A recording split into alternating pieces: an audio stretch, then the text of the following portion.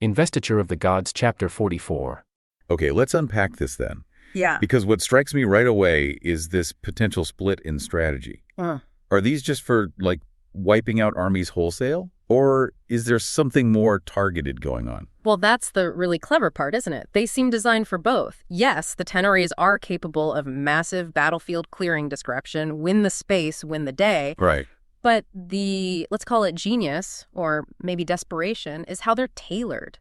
They've built different arrays to counter specific types of defenses the enemy might have. They're not just generic traps. They're like weaponized counterspells embedded in the landscape. Okay, so let's start with the ones aimed at the fundamentals. The spirit, the primal energy, you call them the elemental cleansers.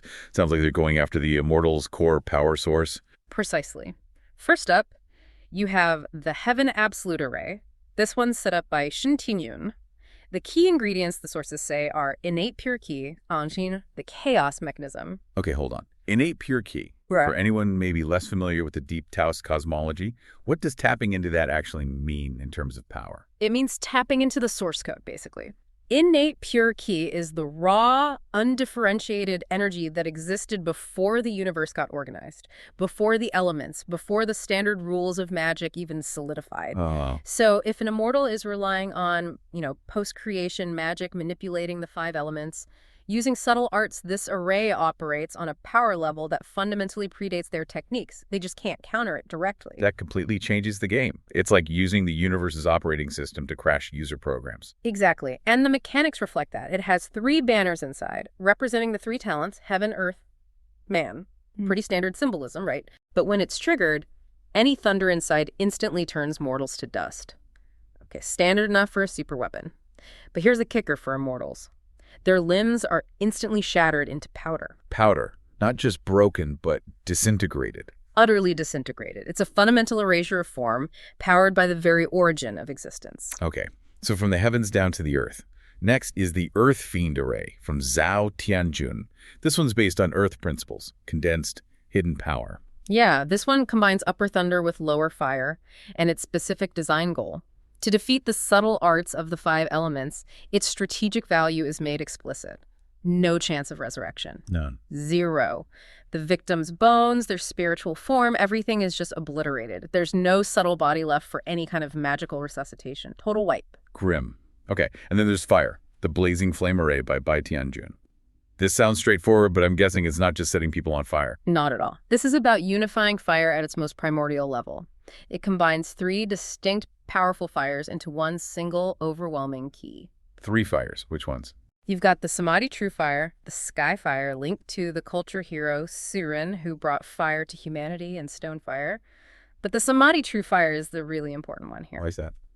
Because Samadhi fire isn't really a physical flame in the normal sense. It's understood in cultivation circles to directly target the victim's subtle body, their spiritual core, where all their cultivated power resides. Ah, okay. That explains something the source mentions.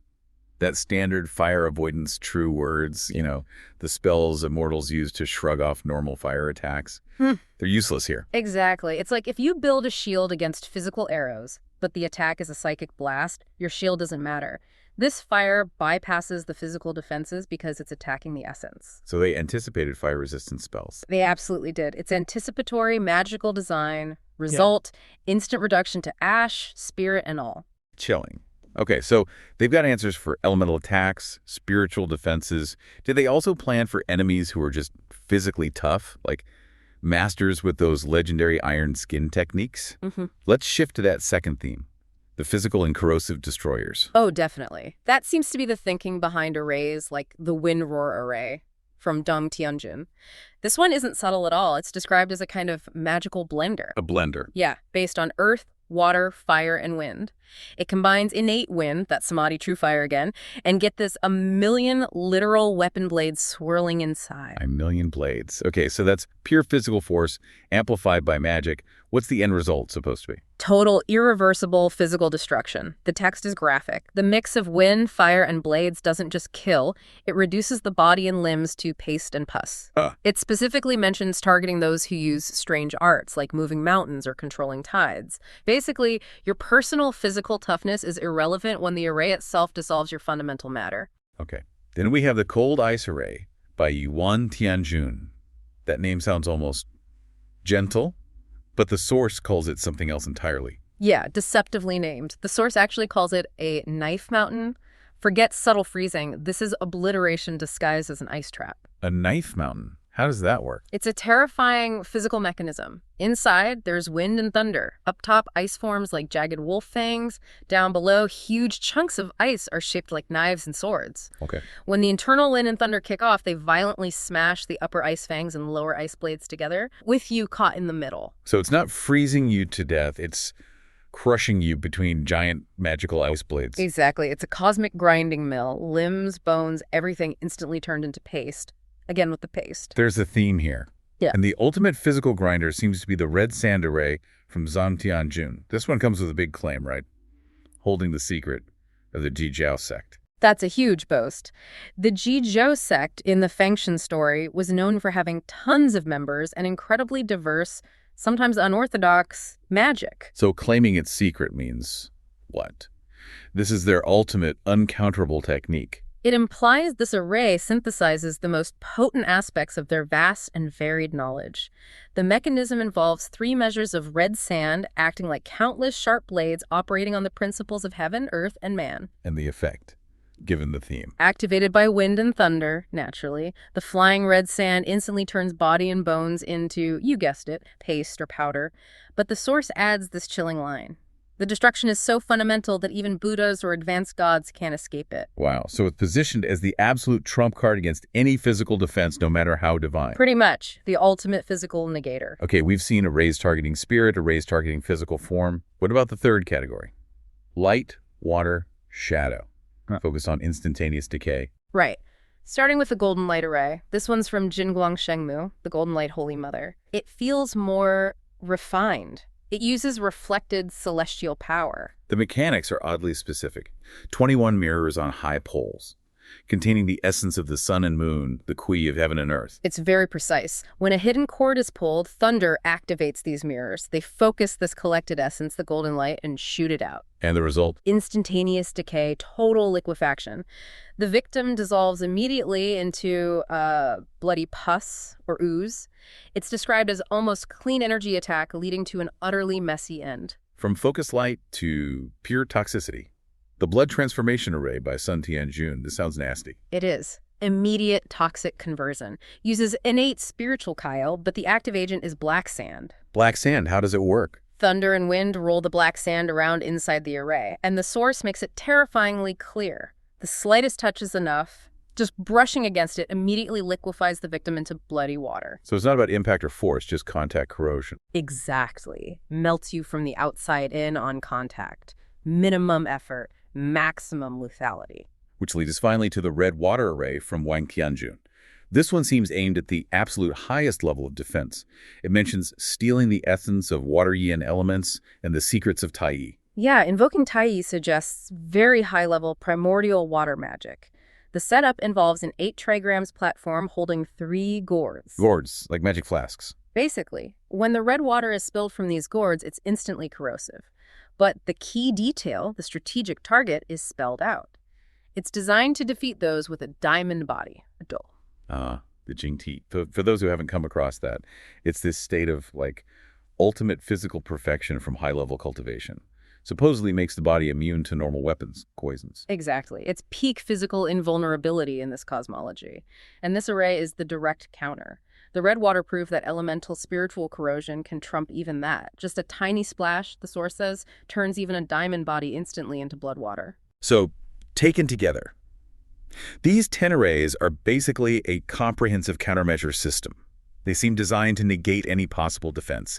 Spiritual, physical, elemental, even the highest forms of cultivated invulnerability. That's the impression. A complete toolkit for absolute destruction, designed to win the war in one overwhelming move. But then, just as you think the strategy is all about this massive overt display of power, the sources take a sharp turn. Right. The strategy shifts from mass destruction to something much more intimate. Focused sorcery. It's Yao Tianjun who proposes it, right? He argues, why go through all the fuss of these giant noisy arrays? His logic is pretty sound from a ruthless military perspective. Yeah. He says, look, just take out the leader, kill Jiang Zingshan, and the whole West Qi army will fall apart.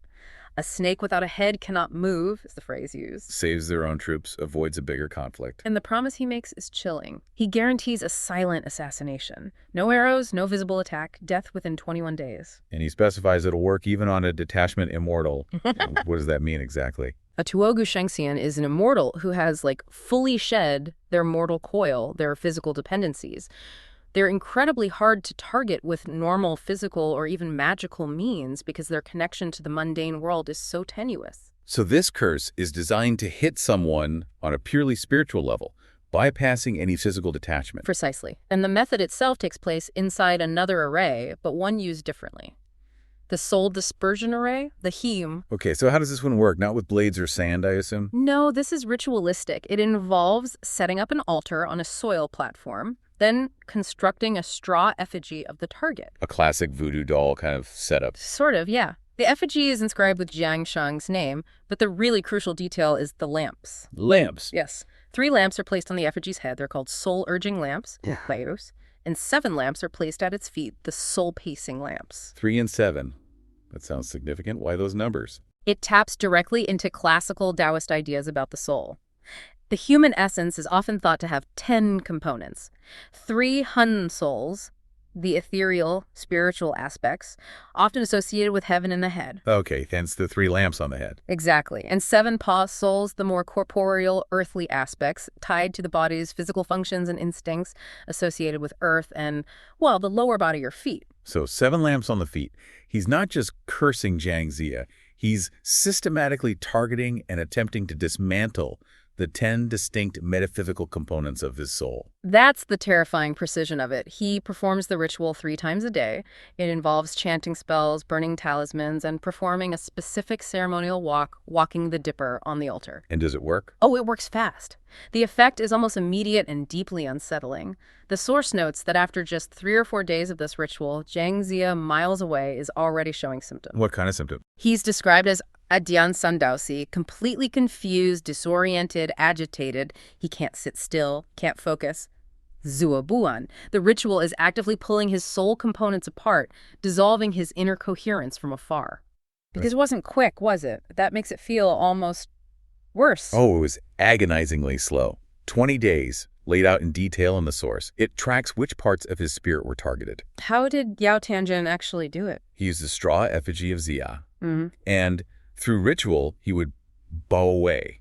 The term is bite out specific parts of Ziya's spiritual essence. So phase 1, what happened in the first week or so? Right, day 7 or 8, Yao Tianjun had bowed away just 1 soul and 2 Po. Remind us about the Po again. The Po were the sort of lower spirits. Yeah. Tied to the physical body, basic instincts, earthly stuff. Losing just those 2 had an immediate effect. What kind of effect? Ziya got irritable, restless, just generally uncomfortable physically. But the main thing, lethargy. He started neglecting his duties, just sleeping all the time. His physical energy foundation was literally being pulled out from under him? Exactly. Then, around the 2-week mark, day 14 or 15, it got much worse. He steps up the ritual. Yeah. Bows away 2 more souls and 4 more Pa. And the result? Now, it's not just irritability, it's complete mental fog. The text says he was constantly snoring like thunder, acting drunk, or like he was lost in a dream. Total incapacitation, basically. Right. And this is where we get that proof it was cognitive. His disciples, Niza and Yang Jian, they see the military situation as dire. They try to snap him out of it. And Niza tests him, right? With the wind. Yeah, this strange, fierce wind blows up. Niza asks Ziya for divination, basic stuff for him. What does this wind mean? And Ziya, normally a master calculator. He tries. He looks at the signs, attempts the calculation. Yeah. And just gets it totally wrong. Says something like, oh, it's just time for the wind to blow, no big deal. Wow, he couldn't even recognize an omen. Because the part of his spirit that does the calculating, that recognizes patterns, was fundamentally damaged by the curse. It disabled his core skill set. That really drives home how specific this magic was. Okay, so the final blow comes after about 20 days. Around day 20, yes. Yao Tianjun bows away the last 2 souls in the remaining 6 Po. The last piece. The very last spark. It exits through what's called the Nwangam, the Mud Pill Palace. It's considered the main seat of consciousness, up in the head. That's it. That's it. Ziya is officially dead. dies right there in his residence. Chaos, I imagine. Oh, yeah. King Wu, the generals, everyone's weeping. They think it's over. The war's lost without the prime minister. But Yang Ji notices something. He does. Amidst all the grief, he checks the body, and he finds the area around the heart. Yeah. Just still warm. Not completely cold yet. That's crucial. It's everything. It means, okay, the main spiritual components are gone, but maybe, just maybe, it's not totally irreversible. So he tells him, wait, don't bury him. Keep him on the couch. Okay, so the body's preserved. What about the soul? Or what's left of it? That last fragment, the remaining soul in Po, it's now adrift. Sort of a spiritual refugee. And where does the soul go in this story? Instinctively, it heads for the Feng Shen Tai, the investiture of the gods platform. Which would be bad. Catastrophic, actually. If it reached the platform, he'd be officially invested as a minor god. His death becomes permanent, his role in the war over for good. But something stops it. The will of heaven, you could say. Or, more directly, King Fu Shenbai Jian, the guardian of the platform. The god of purified fortune. Right. He knows Ziya's destiny isn't finished yet. He's not supposed to be invested. So, like a crucial bit of divine intervention. He intercepts the soul. Gently, yes. Yeah. The source says he just sort of pushes the soul away from the platform, a small nudge with huge consequences. Keeps his options open, fate-wise. Exactly. So the soul, now free but still lost, remembers Kunlun Mountain, its old training ground. And it floats towards Kunlun. And guess who's out gathering herbs or refining medicine? Nanji Shanwang, the South Pole immortal. Right place, right time. He sees this drifting soul, recognizes it, and realizes, oh no, Ziya is absolutely cut off. He means dead. So what does he do? Quick thinking. Captures the soul fragment, basically scoops it up, and stuffs it into a gourd he's carrying. Like spiritual first aid. Sort of, preserving the asset. Then he rushes straight to the Jade Void Palace to tell the big boss, the supreme teacher. Yanchi Tanzun. But as he's arriving, he bumps into Qi Jingzi, another top-tier Kunlun immortal. And Qi Jingzi already knows. Apparently, Bai Jin, the platform guardian, had already sent word. So Qi Jingzi takes the gourd from Nanji Shanwang. And he's confident. Overconfident, maybe. He pretty much dismisses Nanji Shanwang's worry. He says, don't worry, I got this. Uh-oh. Famous last words. Almost. He uses his Earth Escape power, zips instantly to Shiki, finds King Wu. Tells him not to worry. Promises him. Says Ziya will be back, good as new, by the third watch. Around 3 a.m. Okay, setting a deadline. Bold move. Very. And it leads directly to the confrontation. At 3 a.m. sharp, Qi Jingzi heads out of the city towards the falling soul array. And the description of the array's location is pretty intense, isn't it? Oh, it's terrifying. Like a localized hellscape, black mist, dark clouds, howling winds. The text mentions constant ghost cries and howls. It's designed to just suck you in and drain you. A spiritual vortex. Definitely. Qi Jingzi knows it's dangerous, though. He puts up his best defenses. Which are? 2 pure white lotus flowers magically appear under his feet, protecting him from below. And above his head, a 5-colored auspicious light forms a shield. He's ready. Ready for what? What's the plan? A quick snatch and grab. He sees Yao Bin inside the array, doing the ritual over the straw effigy. The effigy representing Ziya. Right. And crucially, there are still 2 little lamps flickering on it. That represents the soul fragment Nanji Shanwang saved in the gourd, which Qi Jingzi now holds. Okay, so if he grabs the effigy. He breaks the link, breaks the curse. That's the idea. Quick, surgical strike. But Yao Bin sees him coming, and the array doesn't just defend, it counterattacks. But not with, like, a big energy blast. no, what then? Yao Bin just scoops up a handful of black sand, the text calls it black grit, and throws it at Qi Jingzi. Just sand. And that works against an immortal like Qi Jingzi with all his defenses up. Instantly. That's the shocking part. It suggests this magic isn't about raw power levels, it's something else. Corrosive, maybe? Yeah. It bypasses normal defenses. So what happens to Qi Jingzi? He has to flee. Immediately. No fighting back, just pure escape, barely getting out. He was almost trapped. That's what he says. And the proof is, he lost his defenses. Those 2 white lotus flowers under his feet, gone. Consumed by the array or the sand. Wow. So he gets back to Shiki. Breathless, pale, totally shaken, has to admit to King Wu, it is too fierce, I was almost trapped inside. All that confidence from earlier evaporated. That really shows the power of this specific array. It's not just strong, it's tricky. It humbled a major immortal. Exactly. Jingzi tries to save face a bit, tells King Wu, oh, this is just part of Ziya's destiny, one of his calamities, he'll be okay eventually, but he knows he's hit a wall. He can't solve it himself. Nope, he needs to go higher up the chain. So, back to Kunlun Mountain. Okay, so he reports back, and Nanji Shanwang takes the request further up. Yes, Nanji Shanwang takes the gourd and the problem to the supreme teacher, Yuanqi Tianzun. The head of the Kunlun Immortals? Surely he can fix this. Well, that's what you'd think. Yeah. But this is where it gets really interesting, defining the scale of this problem. How so? Yuanqi Tianzun basically says, this is difficult, even for him. Wait, the Supreme Teacher says it's difficult? He admits it, says he has difficulties with this specific matter. It's too complex to something for even his level of power or knowledge to just fix easily. That's huge. That tells you the falling solar ray isn't just powerful magic, it's operating on some fundamental level that even the top brass finds tricky. Exactly right. It must violate or manipulate some really high-level cosmic principle in a way that standard immortal powers can't just override. So if Yuanqi Jianzun finds it difficult, what's the next step? Is there a higher authority? There is. He tells them they need to go even higher, to the Eight Views Palace, the Bashing Gong. And who resides there? The Great Master, which means Laozi, Taishang Lojun. Okay, so we're going from the commander-in-chief to the ultimate source code, almost. That's a great way to put it. Jingzi has to make the journey to Zhuandu Cave and the Eight Views Palace. And the description of this place must be something else. Oh, it is. The source really paints a picture. Steep peaks, amazing plants like spirit mushrooms and silver apricots, fire dates, a place of total serenity. A real contrast to the war and the dark magic array. Completely. It describes immortals there, just painting, playing chess, discussing the Tao, total peace. Even the animals, leopards, monkeys, foxes, are just calmly listening to scriptures. It establishes this place as being above it all, removed from the conflict, representing ultimate truth or law. Precisely. It signifies that the solution to this problem lies not in more power, but in a deeper, more fundamental understanding. The kind of understanding only found at this absolute highest level. Jiang has been hit by Yao Tianjun's fallen soul array. It's this dark magic that basically snatched his soul, trapped it in a straw doll. And the sources say he was in a terrible state, left with only one soul and one po. Now, for listeners maybe not deep into this specific cosmology, what does that actually mean, losing most of your spiritual self? Well, think of it like this.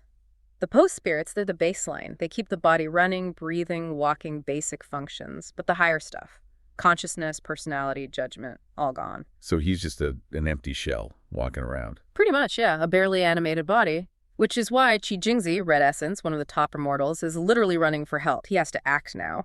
And not just any help. He goes straight to the top, right? To Zhuandu Cave, Laozi's palace. Exactly. A direct appeal for divine intervention. And even getting there, the text makes you pause. Outside the palace, there are these really profound couplets carved there. Describing creation itself. Yeah, the first one. Tao divides primordial chaos. Once seeing Taiji, two forces give birth to four symbols. Sets the whole cosmic scene. But it was the second line that really grabbed me, the one looking forward. Primordial vastness transmits the law, also bringing the Western people across Hanggu Pass. Mm-hmm. And that's just fascinating, isn't it? It's pure foreshadowing. Right. The Western people, that's talking about Buddhism eventually coming to China. The text is basically saying, look, the origin of our Taoist universe already accounts for their arrival. It locks this whole conflict into a much bigger destiny. So Jingzi gets inside, explains he is trapped, mentions his own treasure got damaged trying to help earlier, and Laozi's reaction is, well, unexpected. It really is. He doesn't scold him for failing. Instead, he puts it down to heaven's number and the necessity of this kalpa, this celestial calamity. So it wasn't a mistake, it was fate, like it had to happen. That's the idea. More like cosmic accounting, maybe. The suffering, this array succeeding, it was somehow required by the universe's plan at this moment. Okay. But since Ziya is crucial for the overall plan, Laozi decides to bend the rules a bit. He offers the ultimate backup. The ultimate backup being the Taiji diagram. Yeah. We hear that name a lot. What does the source actually say it is? Laozi is very clear. This isn't just some magic item. It's fundamental. He says it's the treasure that split heaven and earth, distinguished clear from turbid, established earth, water, fire, and wind, enclosing all 10,000 phenomena. Wow. Okay. So he's basically handed I don't know, the source code for reality, for a quick rescue mission. That's a good way to put it. The power level is just astronomical. It's the universe on a scroll. So Jiang takes this Mm-hmm. immense responsibility and rushes back to West Shay. Right. He gets back, waits for the perfect moment, midnight, the third watch, the deepest darkness. He goes into the array, Mhm. deploys the diagram, and what happens? It sounds spectacular. Oh, it is. The diagram opens and scatters, turning into this brilliant golden bridge of 5-colored light. Yeah. It lights up the entire area. Great for seeing where you're going. Terrible for stealth. Yeah, he's basically got a giant cosmic spotlight on him now. But it works. He gets the altar, Yeah. grabs the straw figure with Ziya's soul. Mm-hmm. Mission accomplished. Bro, almost. As he's flying out, Yao Tianjun spots the glow, furious. Oh. And here's the twist. Yao Tianjun doesn't have some counter diagram. He just throws a handful of black sand. Black sand. Yeah. Against the blueprint of creation. Exactly. And Qi Jingzi, he's startled, maybe panics for a second, yells, "Not good!" And in that instant, he drops it. No. He drops the Taiji diagram. Tops the Taiji diagram. Yao Tianjun snatches it immediately. Qi Jingzi gets away with Ziya's soul, but leaves behind the single most powerful artifact in existence. Oh, the irony is just devastating. Mm-hmm. He saves the general but gives the ultimate weapon to the enemy. And Qi Jingzi knows it. The text says he's terrified, his soul not attached to his body. He's fearing imprisonment calamity for this catastrophic blunder. I can imagine it's probably the worst trade-off in history. Okay, so disaster averted for Ziya personally, but looming large for everyone else. Yeah. How does he actually revive Ziya now? What's the process? Right. Despite his own terror, he has to focus. He has the gourd containing Ziya's 2 souls and 6 po. He needs to get them back in. And he uses the Niwan Palace. Where exactly is that? It's the spiritual center, right at the crown of the head. It's not physical surgery. It's about the spirit's entry point. Mm-hmm. So Qi Jingzi parts Ziya's hair, lines up the gourd's mouth with that spot, and then taps the gourd 3 or 4 times. Taps it, like knocking. Yeah, like gently knocking to guide the spirits back into the body. It's very specific. And Ziya just pops awake. And it says he had a good sleep. Haha, yeah, completely oblivious at first. Then Qi Jingzi has to break the news. The array, the trip to Laozi, the catastrophic loss of the Taiji diagram. How does Ziya take that? He's absolutely mortified, deeply regrets his shallow roots, blaming himself for causing the loss of such a profound and marvelous treasure. He feels terrible. So Ziya's back, feeling guilty. But they still have 9 other deadly arrays to face. And the enemy now holds Laozi's ultimate weapon. The focus has to shift to planning. Immediately, Huanglong Zhenren, the yellow dragon true person, shows up to start coordinating the counterattack. And the first thing is protocol. Protocol is everything. Huanglong insists they cannot plan this in the king's palace, the mortal dwelling. Not with the VIPs about to arrive. It would desecrate the many saints. They need a special venue. Exactly. They order the construction of a temporary but very formal reed canopy temple or hall just outside the west gate. This tells you the scale of who's coming. This isn't just a few generals meeting. This is a major celestial summit. It's moving beyond local skirmishes into something cosmic, responding to heaven and following man's will, as the text puts it. Okay, let's talk about who arrives, because this list is, well, it's a huge reveal for anyone interested in how these myths connect later on. It really is. The arrival roster is basically a preview of major figures in later religious history. You have the big names like Guangchengzi, Huanglong, And then Zhu Liusen from Narrow Dragon Mountain. who the text explicitly notes later became a Buddha. Amazing. Then Wenshu Guangfa Tianzun from 5 Dragon Mountain. That's the one who later became Manjusri Bodhisattva. And Puxin Zenrin from 9 Merit Mountain. Later became Samantabhadra Bodhisattva. And probably the most famous one for many listeners, Chahang Daoren from Puto Mountain. Who becomes Guanyin, the goddess of mercy. Exactly. The text is just laying it all out there. These primary Taoist figures are destined to transition into the Buddhist pantheon. But here, now, they're gathering as Taoist immortals for this fight. And the list continues with Yuding Zenrin, Daoxing Tanzin, Kingsu Dada Zenjun. It's basically the A-list of reality shapers. Absolutely. The combined power in that reed canopy hall is almost unimaginable. So Ziya's got the ultimate backup. All the top immortals are there. Guangchengzi asks the logical question, okay, when do we hit these arrays? And Ziya's response is telling. He's still completely humbled, maybe overwhelmed by the whole ordeal and the loss of the diagram. He basically says, my merit is too shallow, my roots aren't deep enough, one of you masters should lead. He tries to pass command. He does. But here's the real shocker. What? They refuse. Every single one of them, they mutually decline. And their reason, they openly admit they cannot guarantee personal safety against the enemy's techniques. Wait, these beings, the ones who shaped reality, future bodhisattvas, they're afraid. They are. They specifically mention the danger of the enemy's left path magic. They acknowledge their own vulnerability. That's kind of terrifying. We've just seen the immense price paid to save one person losing the Taiji diagram, and now this incredible assembly of power gathers, and they're hesitant, worried about left path magic. It throws everything into question, doesn't it?